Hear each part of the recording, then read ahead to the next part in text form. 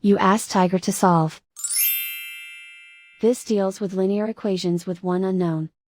The final result is x equals 40/11. Let's solve it step by step. Simplify the expression. Group the coefficients. Find the lowest common denominator. Multiply the denominators. Multiply the numerators. Combine the fractions. Combine the numerators. Isolate the x.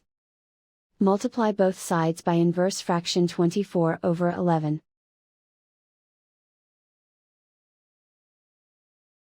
Group like terms. Multiply the coefficients. Simplify the fraction. Multiply the fractions. Simplify the arithmetic.